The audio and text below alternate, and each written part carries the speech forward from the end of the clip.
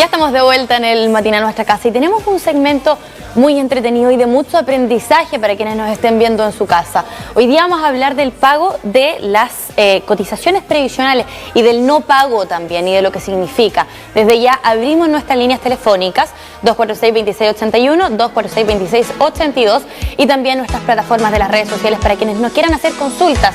Hoy nos acompaña David González, quien es abogado de Octava Jurídica. ¿Cómo estás, David?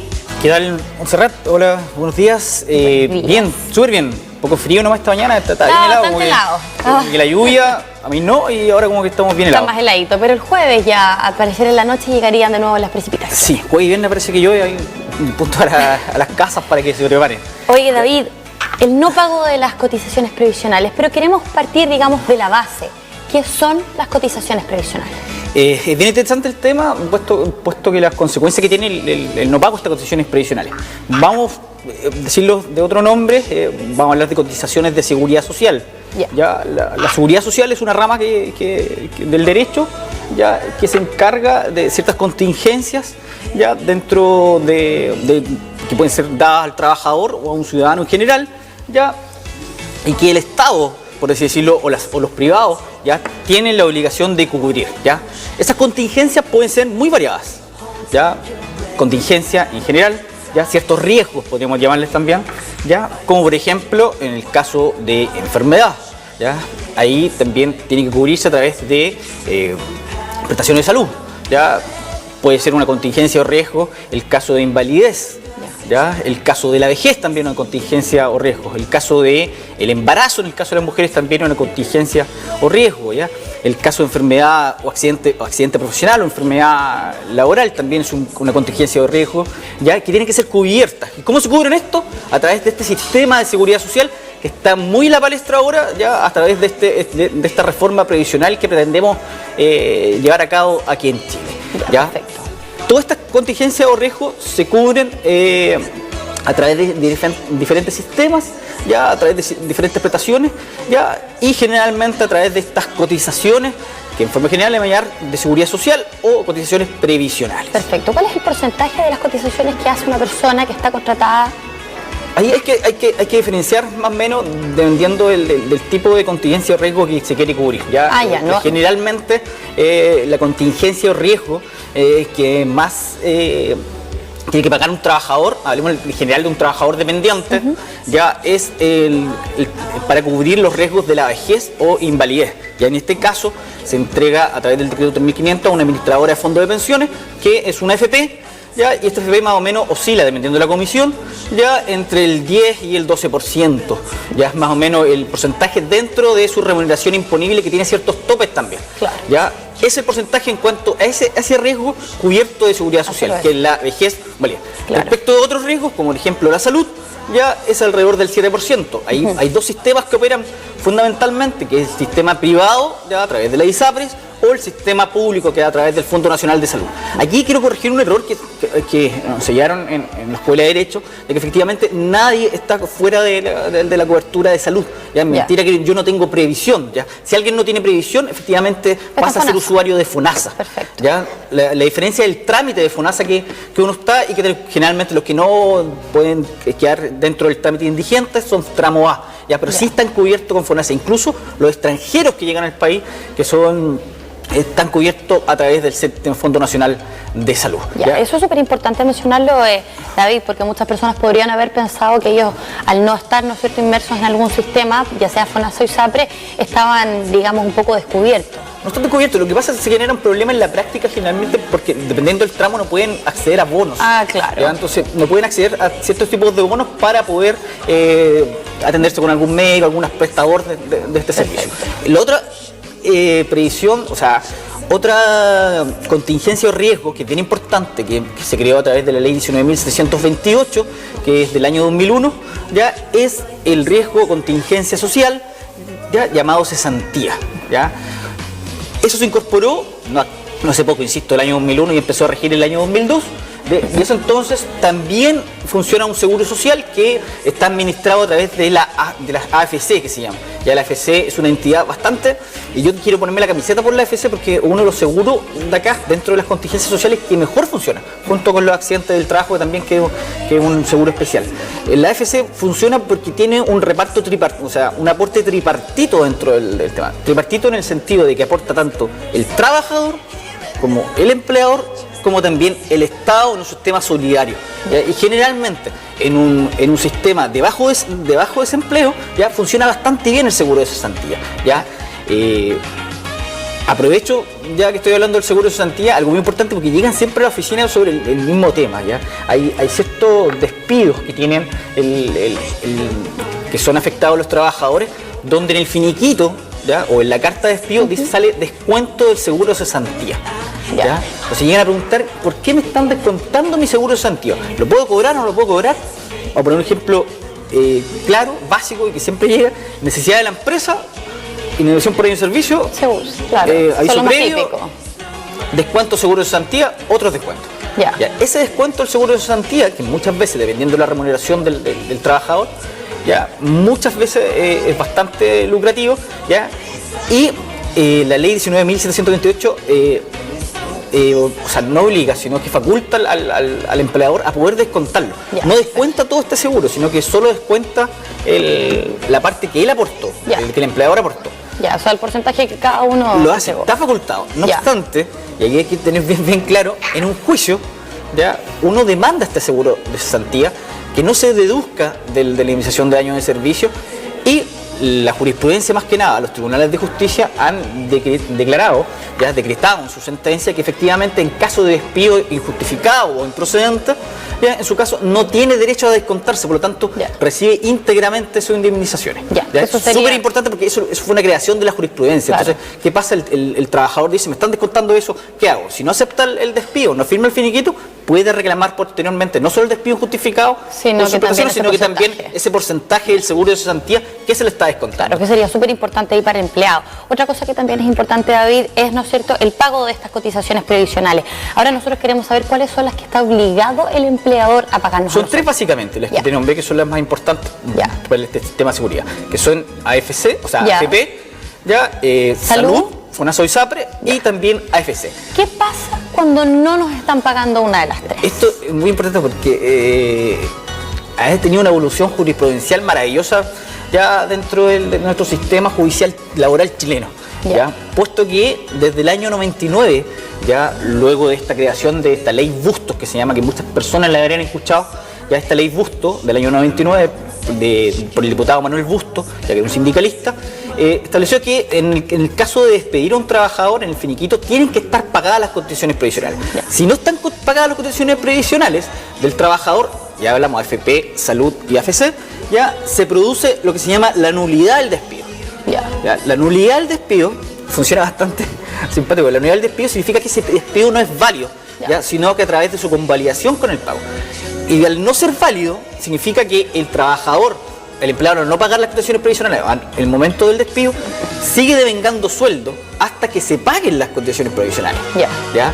Por lo tanto, si un trabajador lo despiden agosto del año 2017, y no le paga las cotizaciones previsionales, puede demandar esta nulidad del despido y sigue devengando su remuneración íntegra hasta que se la paguen, o hasta que la sentencia, esto en Santiago o el norte, hasta que la sentencia se termine. Ya en Concepción, en el caso de la Ultrísima Corte de Apelaciones, se ha determinado que efectivamente es eternamente hasta el pago hasta que se convalide. Por lo tanto, se puede reliquidar y efectivamente sigue recibiendo este sueldo, lo que hace más abultada aún estas indemnizaciones que corresponden al trabajador. Ahora, David, supongamos que, vamos a poner mi ejemplo, me despiden y no me han pagado las cotizaciones. A pesar de que este despido quede inválido, porque no me han pagado, yo no me voy a presentar a mi trabajo, porque obviamente ya me echaron.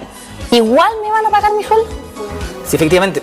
Tu despido, hasta la fecha que tú trabajaste, ya efectivamente te deben remuneración. Claro. O sea, queda inválido, digamos, el despido. Claro. Pero hasta que te paguen todas tus cotizaciones previsionales, ya sea AFP, AFC o Salud, ya sigue corriendo tu sueldo hasta que el momento que pague. Pero sin necesidad de que yo me presente a trabajar en mi empresa. Sin necesidad de que tú te presentes a trabajar, porque corre desde la separación. Ya, perfecto. Hay ciertos plazos para demandar la nulidad del despido. Ya, por ejemplo, el artículo 510 de nuestro Código del Trabajo señala efectivamente que son 6 meses para demandar la nulidad del despido. Ya, para demandar el despido mucho menos, son 60 días o 90 en caso de suspensión ante la inspección del trabajo. Y ahí lo importante por parte, sobre todo de los empleadores, de pagar estas cotizaciones de seguridad social. En el caso de no pago, ya tiene esas consecuencias. Lo importante de esta nulidad del despido, que voy a tratar de ser lo más claro posible, porque igual es más o menos maradonear con la materia, como diríamos en derecho, ¿ya? No solo se aplica en caso de despido, en caso de que a ti te despidiéramos, ¿ya? Sino que en caso de autodespido también se cogió la nulidad del despido. Por ejemplo, tú te puedes autodespedir en el caso de no pago de cotizaciones previsionales. Si a ti no estás pagando las cotizaciones previsionales, tú dices, envías la carta de autodespido, sabe, señor empleador, me autodespido porque usted no ha pagado las cotizaciones previsionales. Ya se entiende que una de las obligaciones más principales, esenciales por parte del empleador, esta obligación de entregar la cotización, de declarar y entregar las cotizaciones previsionales. Por tanto, tú tienes el derecho o la facultad para poder autodespedirte en caso de no pago de cotizaciones previsionales. O sea, es suficiente que no te paguen las cotizaciones para hacer un autodespido inmediato. Para poder hacer un autodespido inmediato. Y solo un mes, ya de cualquiera de las 3 que dije. ¿Ya? Perfecto. No las 3, digamos. No las 3. Si simplemente no te están pagando el 7% de la salud. Generalmente vienen las 3 ya, realmente, pero cualquiera de las 3 puede ser por un error administrativo o lo que sea, uno puede generar un autodespido. Ojo ahí, porque la estrategia judicial indica que si un empleador no te está pagando las contribuciones previsionales, que es una de las obligaciones más importantes que tiene este empleador para con el trabajador, significa que la empresa ya tiene problemática ahí con el tema del pago y hay que tomar las medidas cautelares suficientes como abogado para poder resguardar el pago de este posible juicio. Ahí, David, estábamos hablando, por ejemplo, de que una persona que se le queda inválido, ¿no es cierto?, su despido, se le tiene que pagar su sueldo, eso ya, digamos, va en desmedro de la empresa. ¿Qué otras, digamos, qué otros castigos, qué otras multas pueden haber para aquella empresa, para aquel empleador que no está pagando las cotizaciones a sus trabajadores? Dentro del sistema de protección de estas contribuciones previsionales ya está el delito tipificado en el Código Penal y en el decreto 3500, perdón, ya respecto del no pago de cotizaciones previsionales. Se entiende que es una especie de apropiación indebida que tiene, porque el empleador en realidad no son dineros del empleador, sino que son dineros del trabajador que los deja en manos del empleador y que el empleador tiene la obligación de enterarlos, declararlos y enterarlos en arcas fiscales, en arcas de la administradora correspondiente. ¿Ya? Ojo ahí, porque se produce una problemática que me ha pasado ya en la práctica, que la acción, ¿ya? La poder demandar estas cotizaciones previsionales, ya sea de AFP, de AFC o de salud, no las tiene el trabajador. ¿Ya? No tiene la acción. Uno no puede demandar el pago de estas cotizaciones previsionales. ¿Ya? Uno puede demandar solo la declaración de estas cotizaciones previsionales. ¿Sabe qué, señor juez? Me deben de tal fecha a tal fecha el pago. Pero tú de reclamar directamente el pago como trabajador no las tienes. ¿Ya? Solo la tienen las administradoras de estos fondos. ¿Ya? Entonces el trabajador tiene que dirigirse directamente a la AFP para que la AFP demande al empleador el pago de estas cotizaciones previsionales. Y esas son enteradas directamente en su cuenta de capitalización individual, ya en su cuenta de seguro de cesantía o en su cuenta de salud correspondiente. Muchas veces a mí me ha pasado que muchas veces después el ISAPRE, cuando hemos ganado con trabajadores, el ISAPRE funcionan como excedentes después. Claro, sí. ¿Ya? Porque al final hay un doble pago y cosas así, se los devuelven al final el dinero que se excede porque hay un doble pago cuando se ha ganado con esta nulidad del despido. Yo creo que ahí es donde es uno de los puntos más importantes. Yo creo que muchas personas no sabían que ellos no tenían el derecho, digamos, a exigir estas cotizaciones. Yo, a su diferencia, hubiese pensado, una vez que llega, ¿no es cierto?, el documento, haberlo visto, haberme dado cuenta que no me están pagando las cotizaciones, haber ido inmediatamente donde mi empleador y haberle dicho, mira, hay algún problema, ¿por qué no me están pagando? ¿Eso también puede ser válido? De que ellos nos digan, por ejemplo, sabes que sí, tuvimos un problema en el pago. Muchas veces se atrasa el empleador en el pago de las cotizaciones previsionales. Estos tienen fecha de pago el 12, por ejemplo, de agosto, tienen que pagar el 12 de septiembre. Esa es la fecha. ¿Ya? La generalidad de las veces los empleadores ocupan un sistema que ya está masificado en la empresa, que es Previrest, donde tú pagas tienes ingresados los trabajadores y pagas todas las cotizaciones previsionales de todos los trabajadores. Es una cuenta casi de manera automática. ¿Ya? Si no funciona eso, no hay fondos, generalmente no se pagan, pueden ser declaradas y pueden ser también pagadas. Dentro de las sanciones que hay también para el caso del empleador, no solo está el delito probablemente tal, también la nulidad del despido, sino que además pueden generar multa a través de fiscalizaciones de la inspección del trabajo, ¿ya?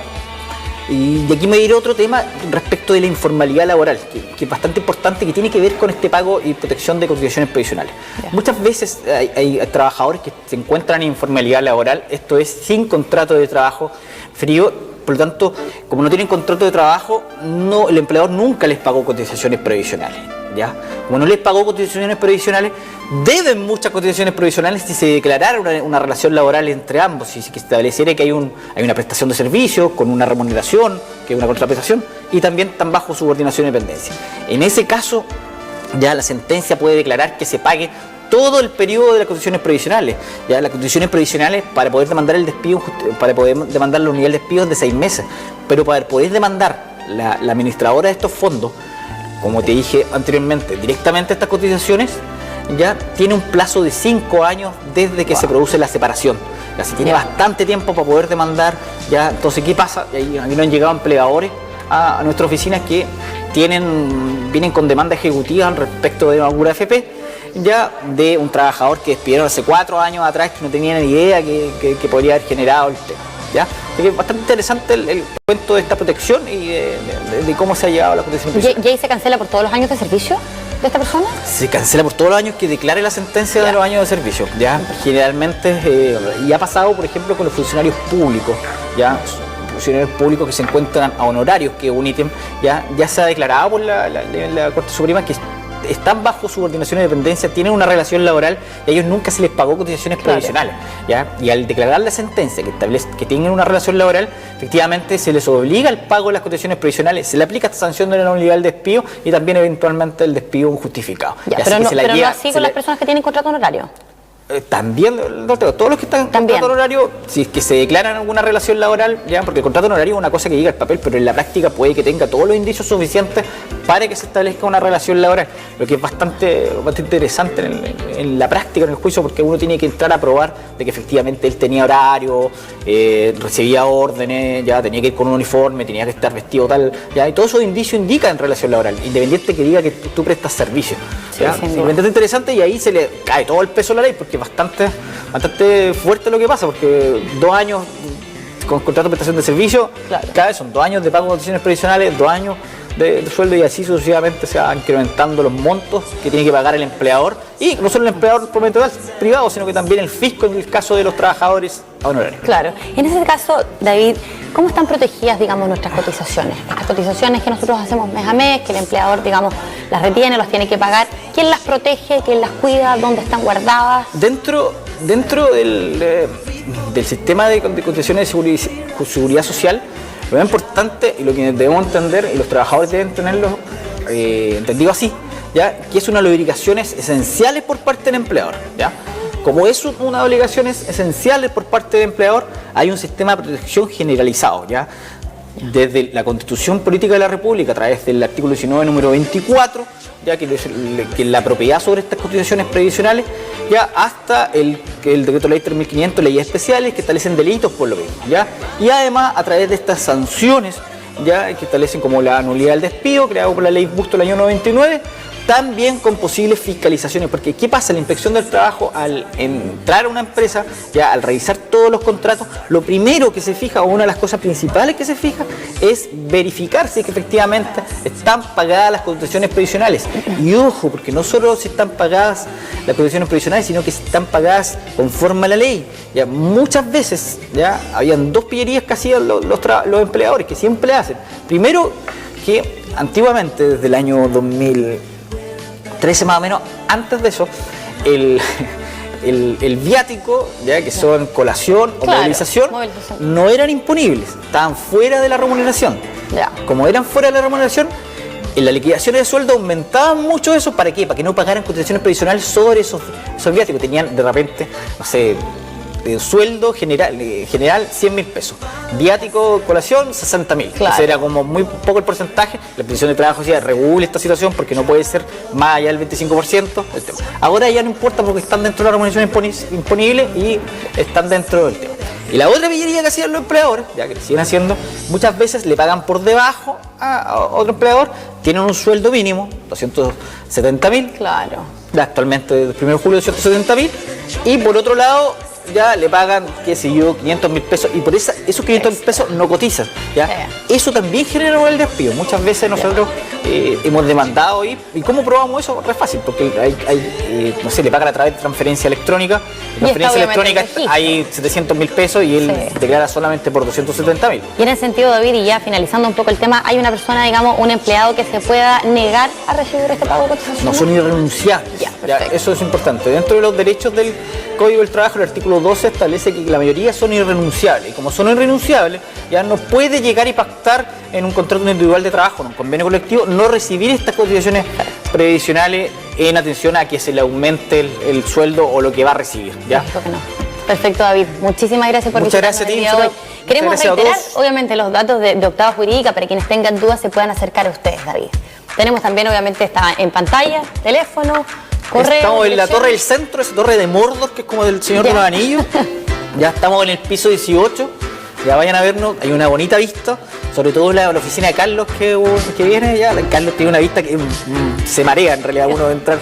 Ya, así que vayan a verlos y cualquier consulta, ya no solo en materia laboral que este tema, sino que de familia, penal, civil o cualquier otro, los invito por lo menos a conocer la oficina, ya que está bastante linda nuestra oficina. ¿Ya? Perfecto, y también en www.octavajuridica.cl para quienes quieran más información. Muchas gracias, David, por visitarnos el día de hoy. Gracias a ti. Que esté muy bien.